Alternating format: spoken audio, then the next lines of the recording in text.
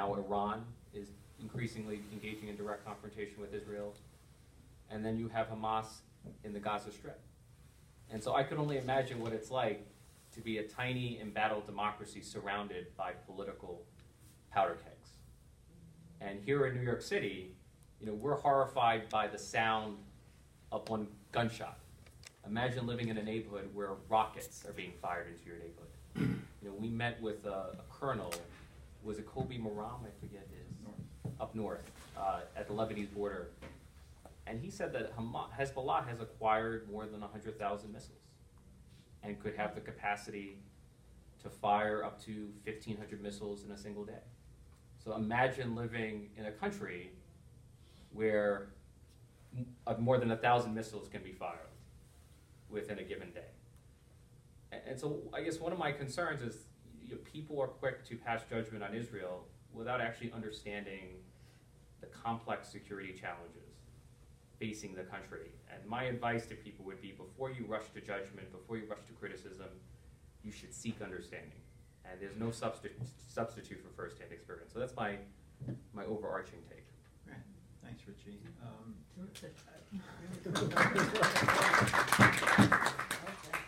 Catherine, you're now involved in the Women's March here in New York.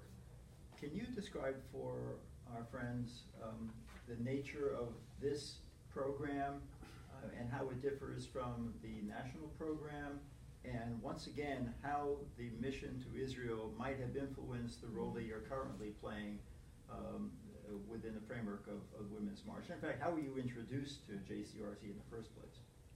Okay, so first I'll talk about Women's Alliance. We're actually changing our name. We have no relation, and I've never met the Women's March, quote, national team. They're not even national. I don't know why they call themselves that. Anyway, so we're actually changing to just Women's Alliance. And a lot of the 630 marches that happen that day are following suit. They're dropping the Women's March completely because the national team rhetoric is causing damage across the nation and damaging the movement.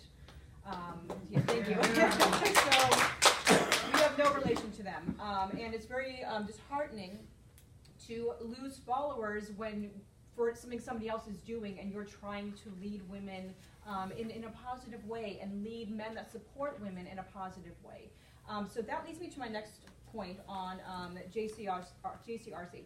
I was actually introduced to Rabbi Bob Kaplan.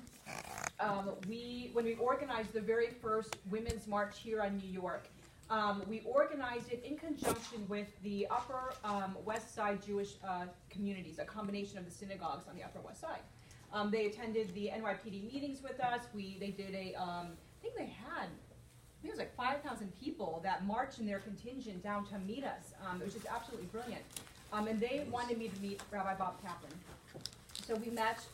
He asked if I would do a conference with him. This time, Rabbi Bob Kaplan is the Director of Intergroup Relations for the JCRC. Yeah. And so we did a conference with him. It was a 3-part series on leading activism using social media.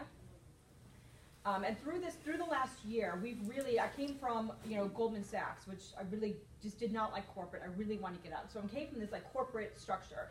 And I went into this activist structure. I'm not an activist. And so we spent the whole last year reacting to Trump and reacting to what was happening in the environment and reacting to the national rhetoric of this Women's March team.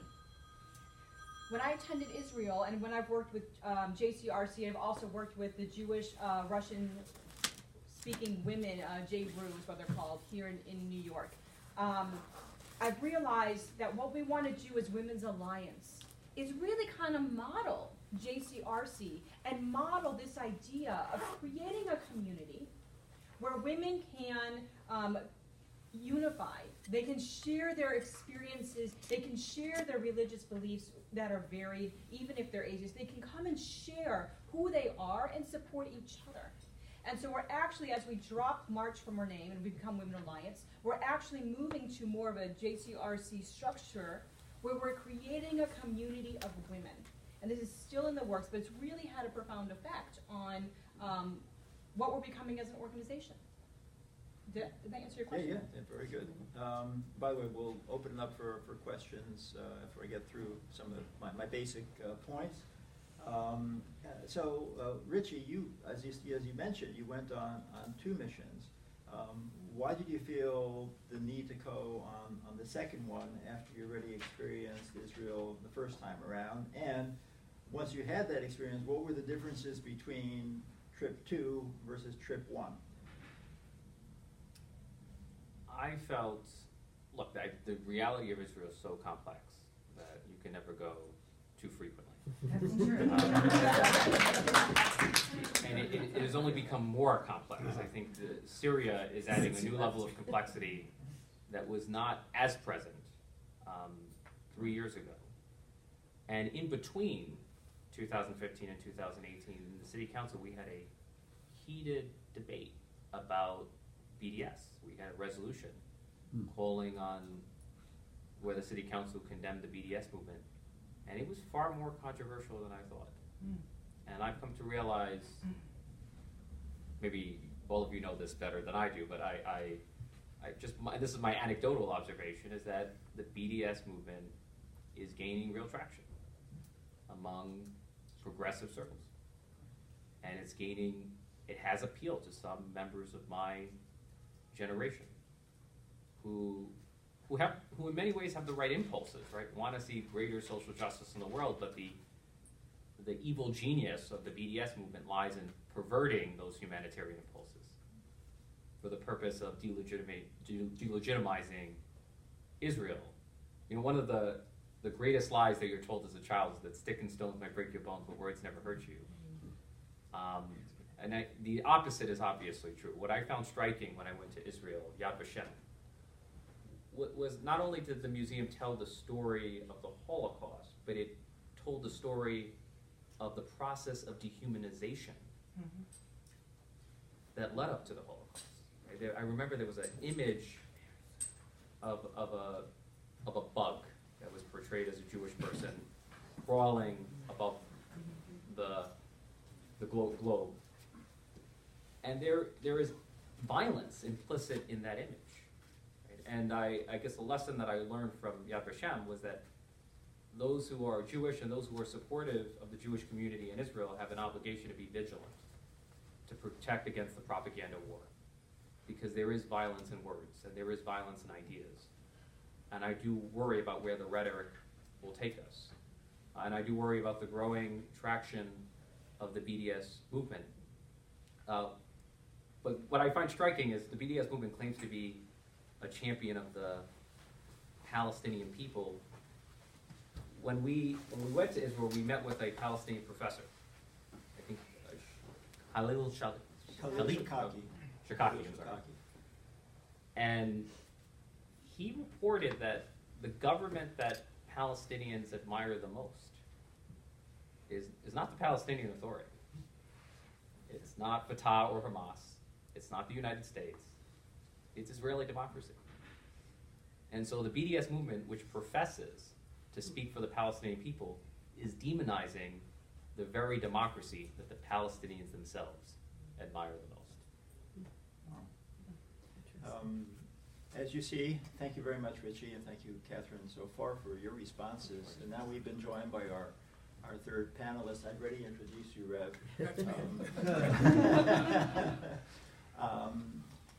So as I had mentioned, I didn't. Reverend DeGraff has traveled with JCRC to Israel also on 2 occasions.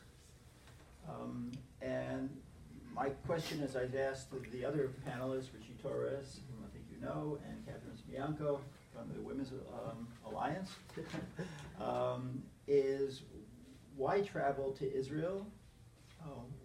And once you receive the invitation from JCRC, and then once you've traveled once, why travel twice? So what impact have these missions to Israel had upon you, as well as your relationship with the Jewish community of New York? Well, first of all, good afternoon, and thank you for having us, and for this important and timely discussion. And I'm pleased to say that I had a relationship with the Jewish community before I went to Israel. Like many Americans, we see things from within our borders and use that prism to project onto the rest of the world, particularly in some of our communities. And so going to Israel was a lifelong desire for me, but it was also important about who I went with. There are many invitations and there are many methods of getting to Israel, but the question would be who you went with and what the schedule would be. And I was delighted and honored to go on my first mission with JCRC. My takeaways were the part of the most impactful moments were on the buses and the dialogue that was promulgated from destination to destination. And it's one of those things, had we known that in advance, I don't know if some of us would have gone. Because of the distances and it. But there was some very, very spirited discussions amongst people who looked like one another and came from some of the similar places on their reactions to the sites that were visited and the dialogue. So one of the things that was most illuminating was learning about the Jewish community in New York by being in Israel. Many in our communities see, too many, see the Jewish community as a monolithic community. And by traveling to Israel, we found out you're just like everybody else. On any given day, there are 17 different opinions about where the sun rose and how bright it was. And so, on a more serious note, it was not only illuminating to learn about the Jewish way of, the Israeli way of life, but to also hold that up as a reflection for the situations that we face here in America. In my opinion, today America is in a state of siege for our communities. And while it's the same, we have a saying in our faith, the lyrics of which go, there's a storm out on the ocean, and it's headed this old way. And if your soul's not anchored, you will surely drift away. But it's like we're in different marinas with the same storm facing us. By that I mean, there's no clear question that anti-Semitism in America is on the rise.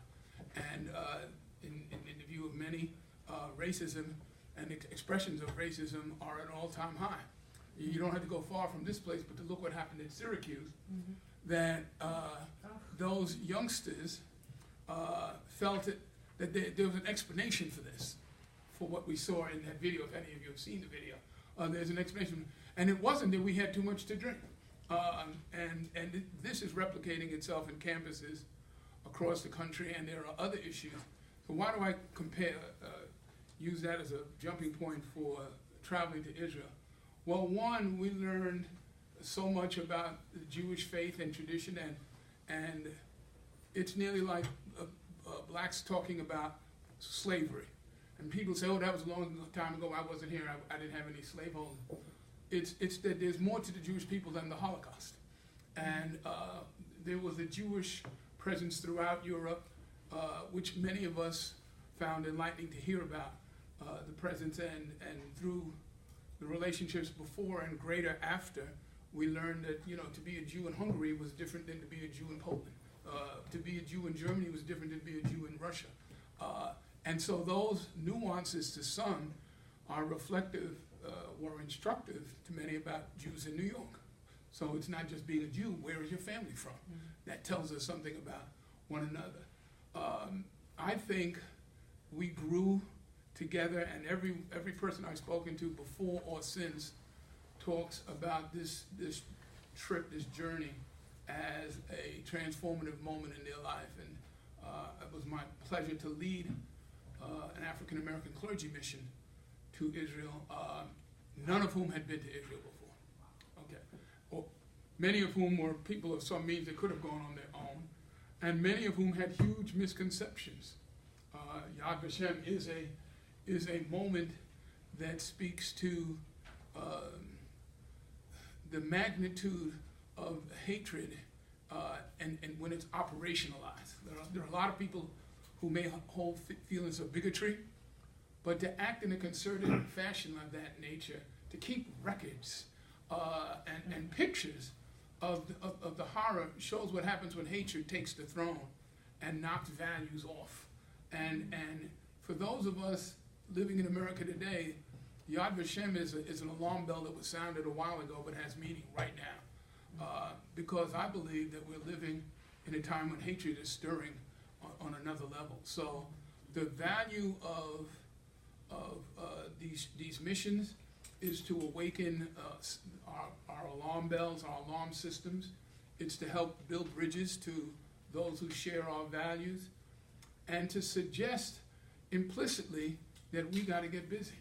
We can't just come back and say I was in Israel and say to our Jewish friends, we visited this, we visited that, now I understand this. Israel was important to me before my visit because that's my holy land. And so when we talk about BDS, I remind some of our youthful adherents that, what would you, I don't ask them about their faith, I just ask them about their grandmother's faith. And I said, that Jesus that your grandmother prays to walked in Israel. And I don't want to go to the march after something bad happened in Israel to one of our holy sites. I'm not doing that. I want to go to the preemptive march of the people who have been defending and our holy sites and have helped building bridges through all these decades. And so that usually stops folk dead in their tracks. I say to them, Israel is one thing, and we can talk about that, but the larger issue and the more immediate issue is our relationship with the Jewish people in America. Now, many people that I speak to, most people I speak to will never get to Israel, but they'll see a Jew tomorrow somewhere, and they'll interact. And they may think they have little in common if they don't know some of the things that we can share as a result from having gone on these trips. So I'm particularly delighted to be here because those trips have been a catalyst and an impetus to draw closer to the community that has been the friends of African Americans over these many decades in many, many important ways. And in my own life, my teachers from my most formative years were Jewish instructors who went out of their way to nurture me and instruct and motivate a young man from the Bronx. That's who we're brothers, and a cousin of my. But because we grew up in the same, we were born in the same year. So our world was formed at the same time, and right now we have to be concerned about those who are coming behind us. In all of our communities, millennials seem to see things very differently than the rest of us. And if we don't recapture those millennials, we can be at risk. And I'll just close on this note. In our community, I don't know the statistics for the Jewish community, but I know in our community, many millennials said this election is not important because we were with Bernie and the way you treated Bernie was wrong, and so we're going to stay home. Oh, really? How did that work out for us? And so we have issues in motivating and reconnecting with millennials. And we also have motivation, extra motivation, with reigniting, reestablishing the strong ties of the Jewish community, the strong bonds with the Jewish community. Thank you, Rabbi. So let me turn back to Catherine and talk about your own journey within the framework of your relationship with the Jewish community post-mission. There is one program that I know that you're engaged in within JCRC. You want to talk about that? So I feel like I'm, such a short speaker. I'm like, spit it out. You have a preacher, you have a politician.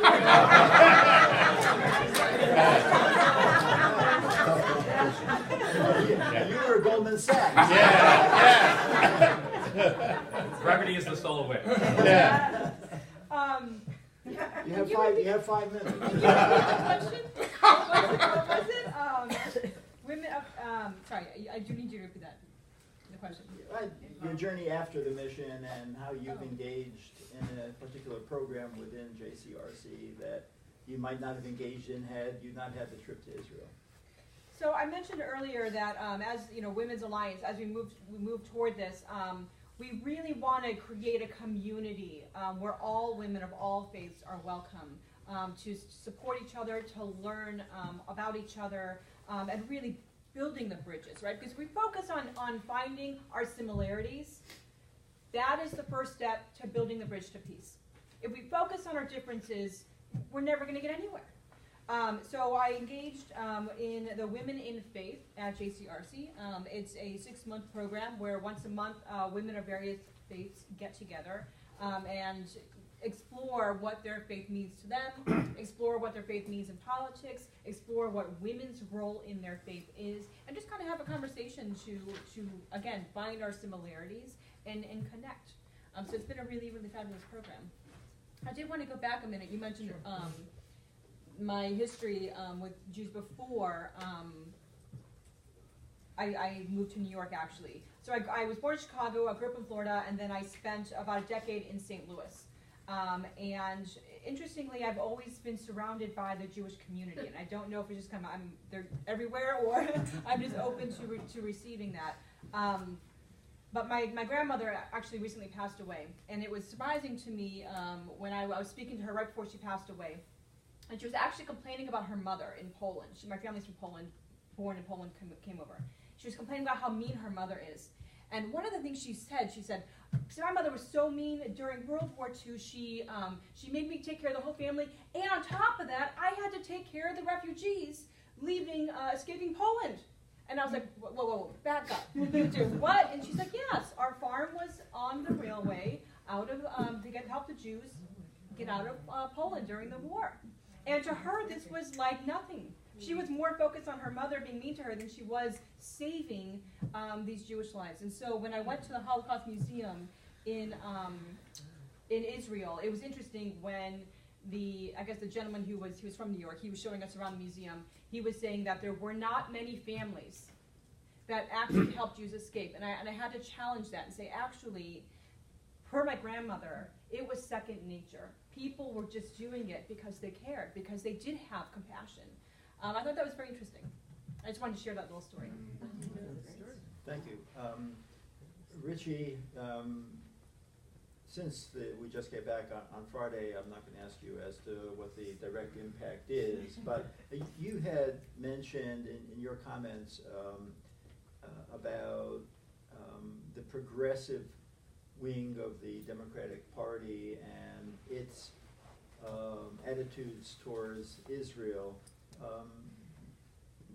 Might this trip, and as well as some others who were on this trip together with you, might they have a more salutary impact on other progressives who, out of ideology, have been supportive of BDS, but have never seen Israel on the ground and understand the facts as opposed to what the propaganda is? Yes, but not everyone's going to have the opportunity to go to Israel, right? It's not feasible, and I do worry that demagoguery thrives on simple stories, right? And people are the trouble with the pro-Israeli side is that it has the downside of telling the truth, which is more complicated than the simple narratives that are propagated by the BDS movement. And if you repeat a lie often enough, it becomes a truth. It's almost like Pavlovian conditioning, is that the activists in the BDS movement have brought up Israel in the same breath as apartheid, have brought up BDS in the same breath as civil rights. And if you hear these terms repeated again and again, then eventually the two will come to be associated in the public mind. And it becomes a Pavlovian response. It's not based on a deep knowledge about the security challenges facing Israel. It's based on a superficial association. And I think those ingrained associations are hard to overcome. And not everyone has an open mind on the subject. A common term that I suspect all of you have heard is intersectionality. And set aside for a moment the propagandistic use of that term, right?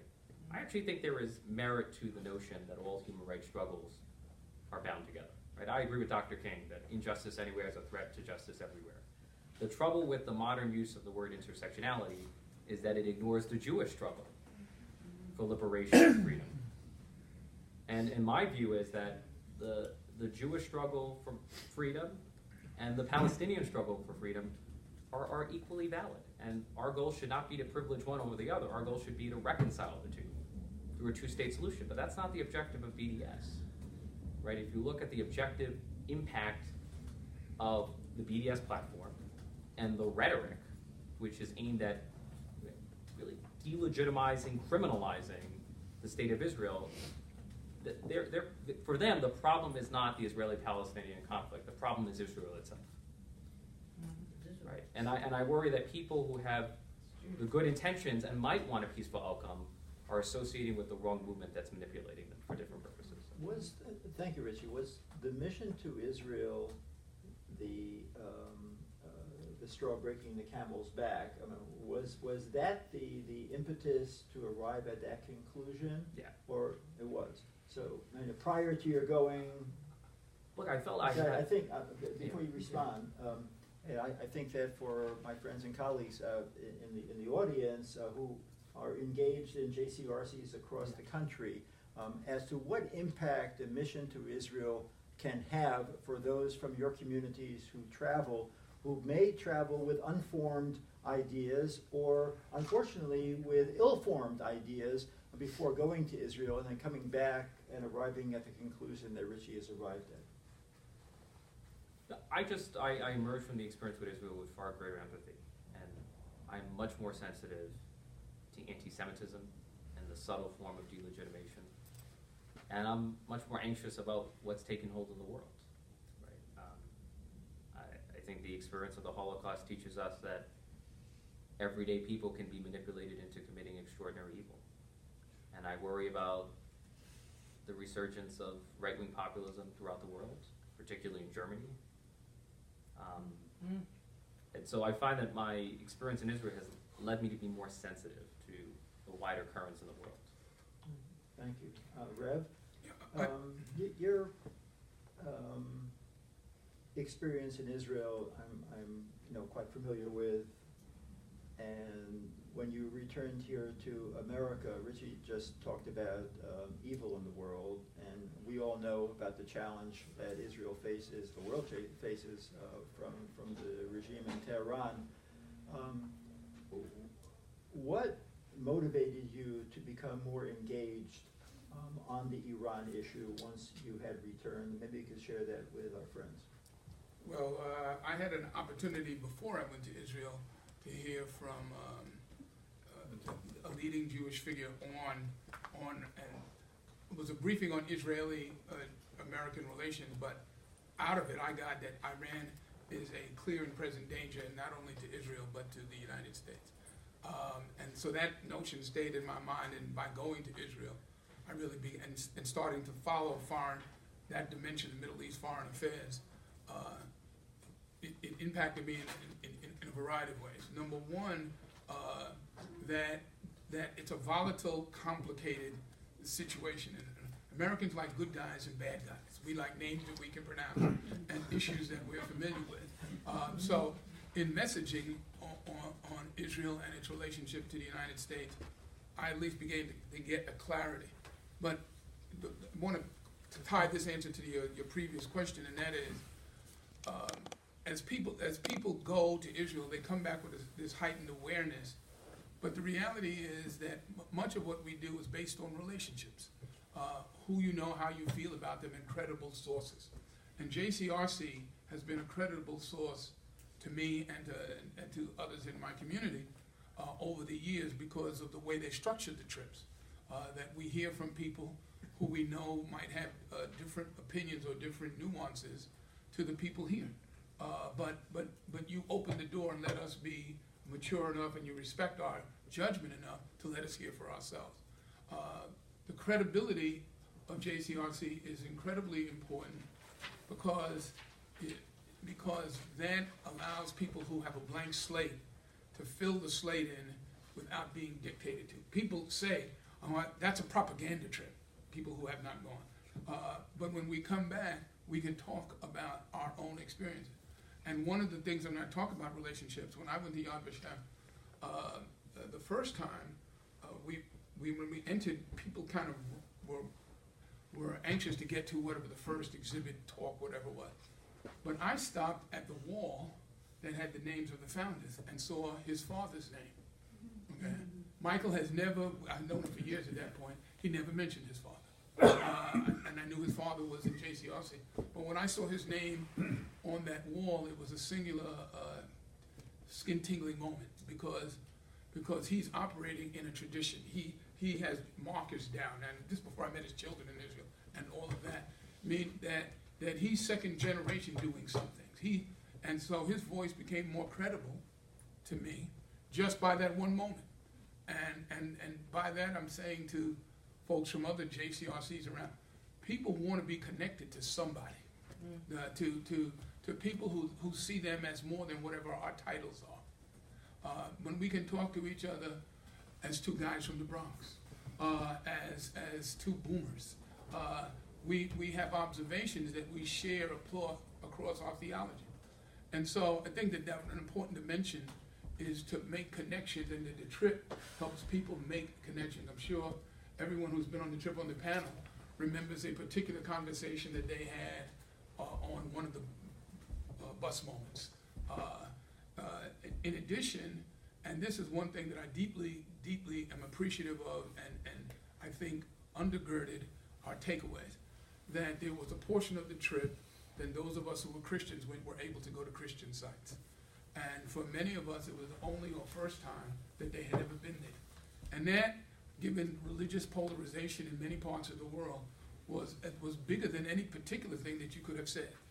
That we respect you and your faith enough to let you have a worship moment or a personal moment of reflection and introspection.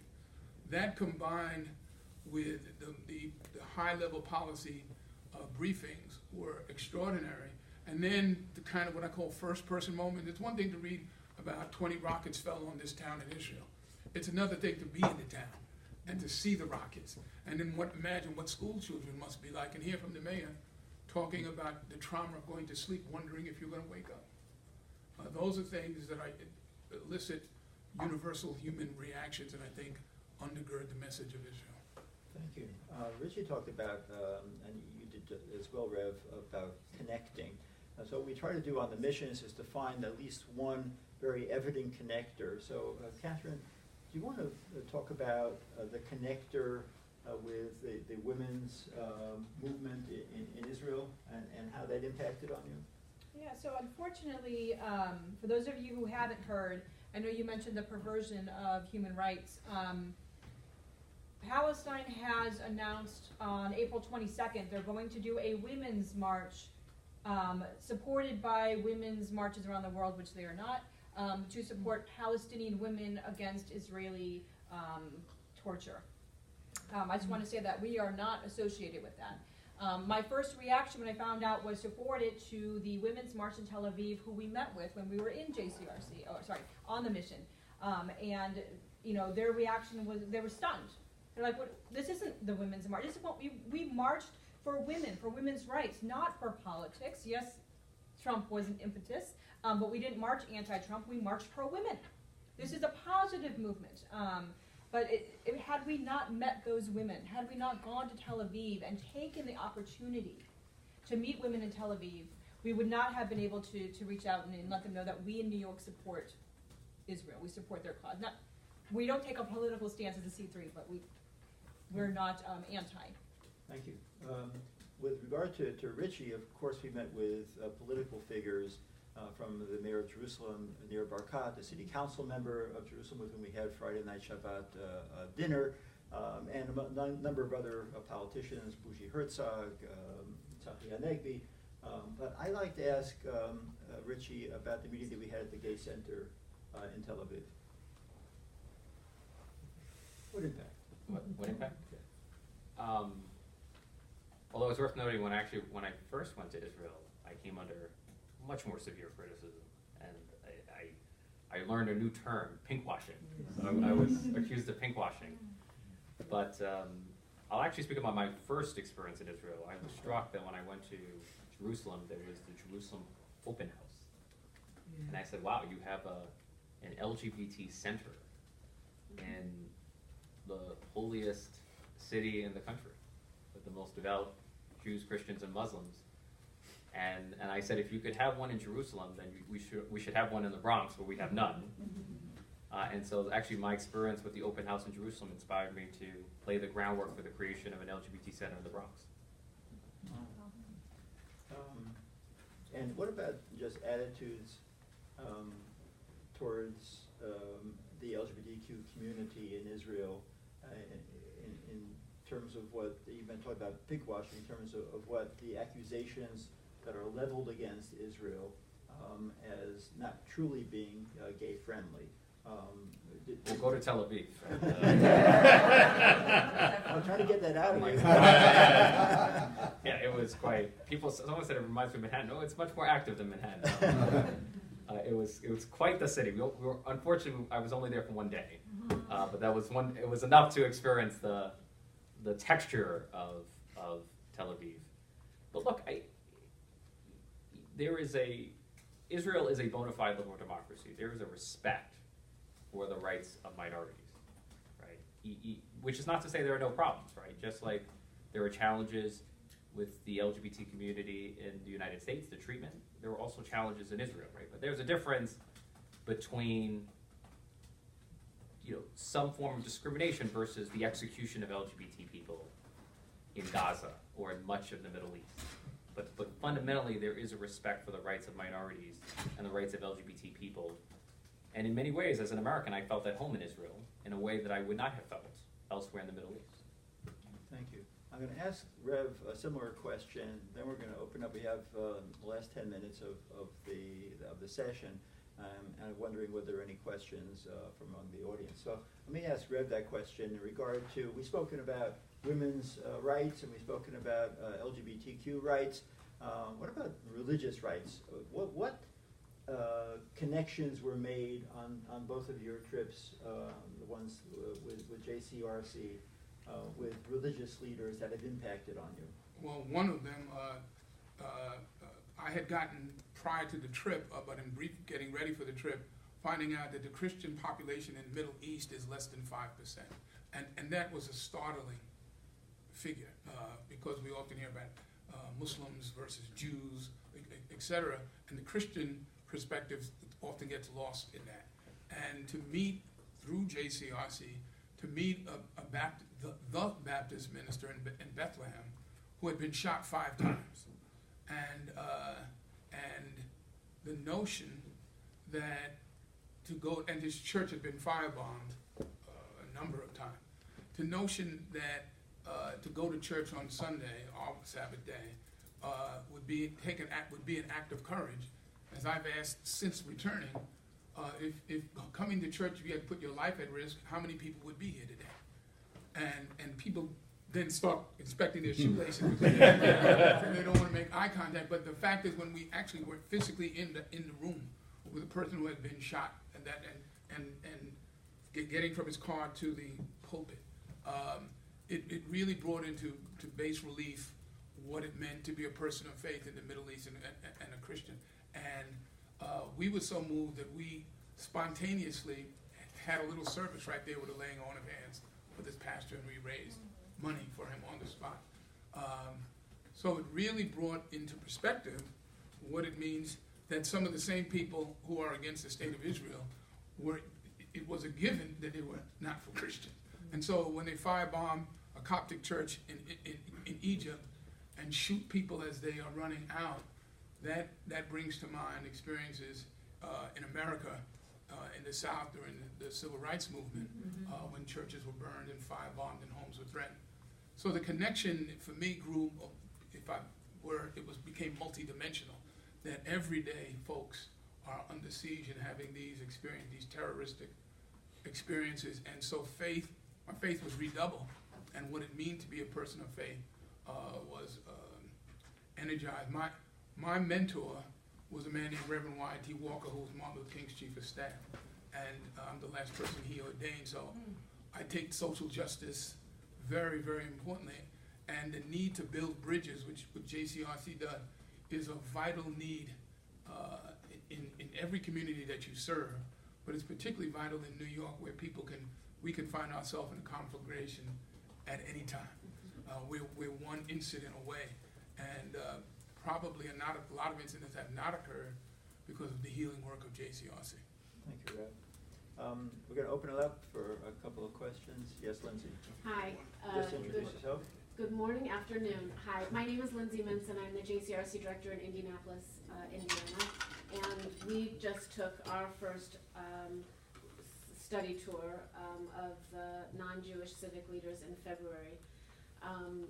And it was powerful. I underestimated how powerful an experience it would be for me as a member of the Jewish community to have the honor of traveling with first-time non-Jews. I found it an incredibly personally powerful experience. So my question is,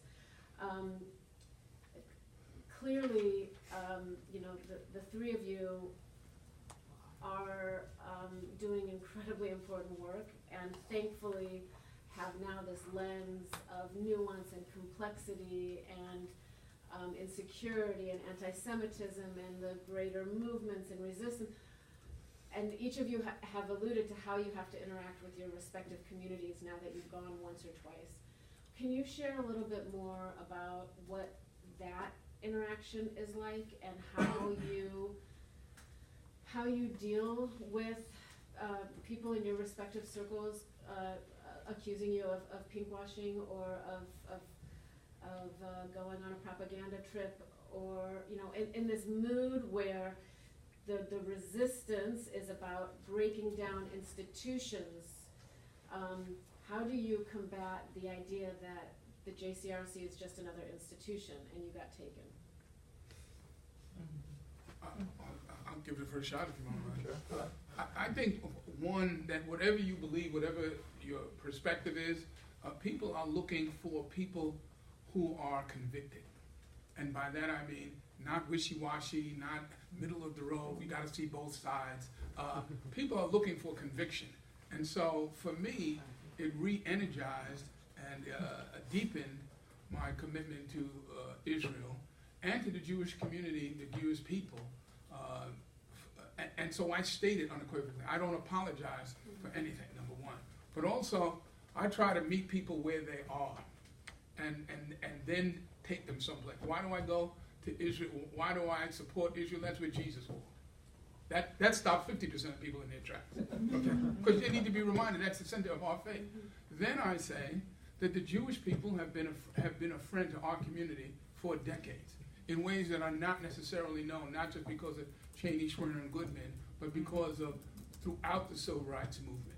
And before and since the Civil Rights Movement, there have been Jewish Americans who have been friends to our community, have opened doors at sacrifice and risk to themselves. That during the McCarthy era, when some of what people call pinkos was associating with other people who were fighting for their freedom, and the Jewish community was a leader in that movement. And so I just point out these things, but I think part of it is the passion with which I'm not trying to get you to get you to approve of what I'm doing. Okay, I'm saying that this is it's important to our country. The alliance is important to our country. It's important to the whole human being that I believe that you are, and I appeal to that self to listen and hear another point of view. One thing I think we're all victims of, and while I don't agree with the White House description of fake news, but we get a limited prism of news. And if you're outside of that bandwidth, you will have a hard time getting your message across. So we have to be consistent and tell the story everywhere we go. So I know that the councilman is going to have new opportunities to add those dimensions to the story, as is Sister Catherine, to add that dimension. Because when we put things in perspective, it's not just happening in these 5 boroughs. There are things that are we're in a global movement where darkness is approaching. And the question is, are you going to be part of the light?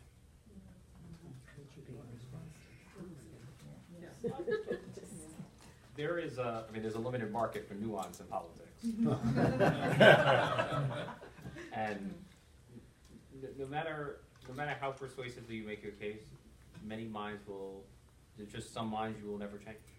Right? Some people, the associations that people have made about Israel and BDS are deeply ingrained. But I will tell you that there was nothing remotely propagandistic about this trip. Like we experienced Israel from a variety of perspectives, right? Not only from the perspectives of from the widely varied perspectives of Israeli Jews. I will say Israelis are people with strong opinions, and much more interesting than the elected. I feel like the elected officials in the United States are much more boring than the bombastic style that I saw. And the commanders were quite engaging as well. But we also heard the perspective of Israeli Arabs, who are actually grateful for the higher standard of living that Israel offers them, but at the same time does feel some sense of alienation. That yes, Israeli Arabs, we are citizens of the state, but we'll never be members of the Jewish nation. And you were honest and open in sharing that experience, or listening to the perspectives of Palestinian Arabs. And I'm someone in the city council who has a reputation for asking sharp, provocative questions, and I did not shy away about asking questions about the plight of Palestinians. And so I found the dialogue in the JCRC mission to be every bit as vibrant as the public square of Israel. And it was not remotely propagandistic at all. I actually felt it was many widely varied perspectives. Catherine, do you want to respond? Sure. I'm curious, are you, is your first trip, are you getting people, saying this is propaganda? Are they pushing back on you? I'm just curious. The people that we took were, no. I mean, all of that, and we presented, the nuance and the breadth, and spent a day in the West Bank, and, did exactly what you said. We exposed them. We did not dictate anything. Let's all be more confused at the end of every day than we were when we started. That was sort of our mantra. We learned a lot, but we know even less. It is the feedback we understand they're getting from their respective communities, and some of the pushback they got for going in the first place. And our sense that, it's great for us to engage leaders in these communities, but there's something about, the millennials on the street working in these movements that are very resistant to anything that's, smells of, a system, an institution, so there's pushback that they're getting from their respective circles. Okay, so I would just, we get this for the Women's March all the time, same thing, right? It's the exact same feedback from the millennials, is you don't support, and they list their, what we're not doing properly. And you just have to come back to your mission, right? Let them be your witness, which sounds like they're being. That's not your job to witness them. It's your job to just open the door, let people come, and they will witness for you.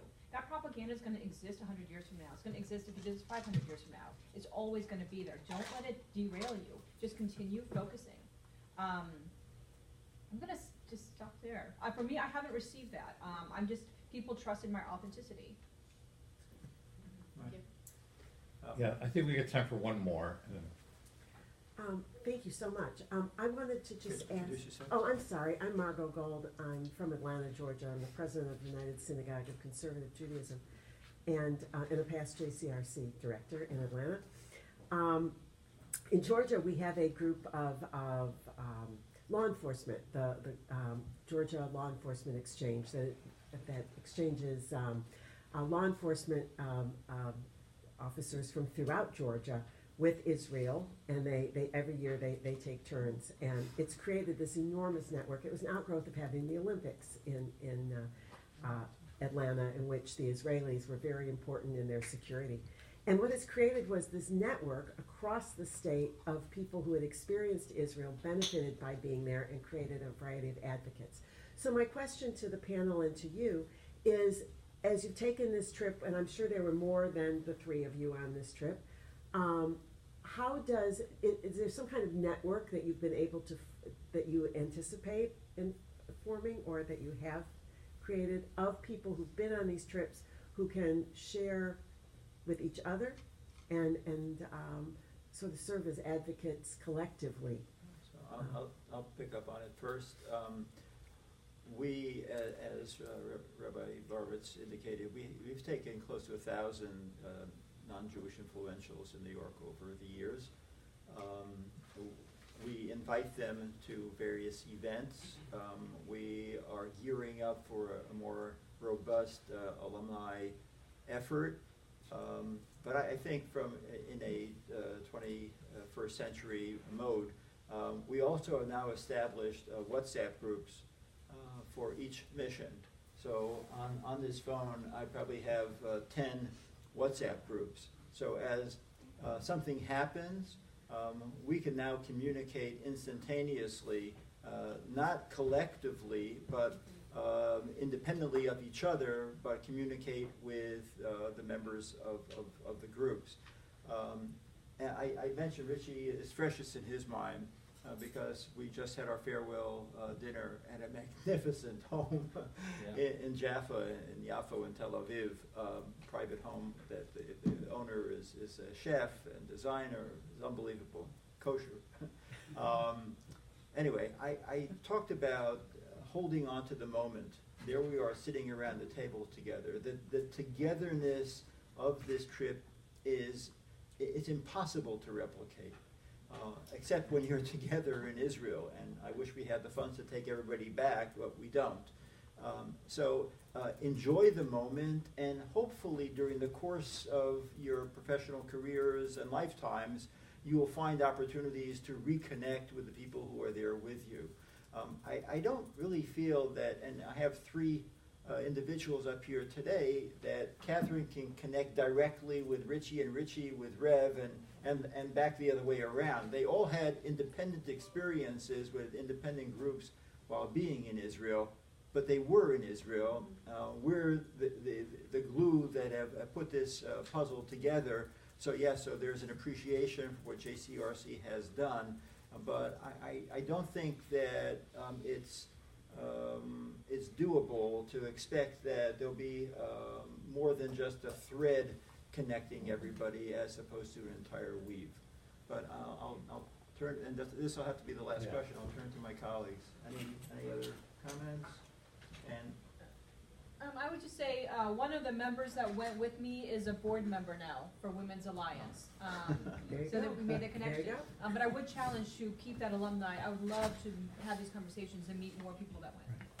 okay. Yeah. So I've often said that the alumni are to use a Wall Street term, it's underutilized asset, in that it takes a lot to maintain what he just described, but there is a bond in my class and in subsequent classes that when anybody says I win, they have a connection. So I would encourage each of you to, when you do your trips, to plan on what happens after that.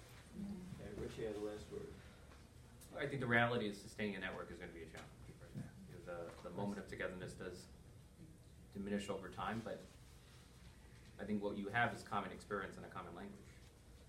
And so you can create an alternative echo chamber in the city council. If there are voices of BDS, we now have a set of members who went to the trip together and can defend Israel's right to defend itself and exist in unison. So there's a value in a common language and in common experience. And then I see it as my role, and this is what I do as a public official, I enter politics as an advocate for public housing residents, and I often found it was my job to explain the experience of public housing residents, the experience of the urban poor, to people who know nothing about poverty. And so now I see it as my mission to articulate to the best of my ability, and however imperfectly as a non-Jew, the experience of the Jewish people and the experience of the state of Israel to those who may never have an opportunity to visit the regions themselves, in the hopes of fostering greater empathy. So that's the takeaway that I have from the trip. Well, I'd like to thank all of you.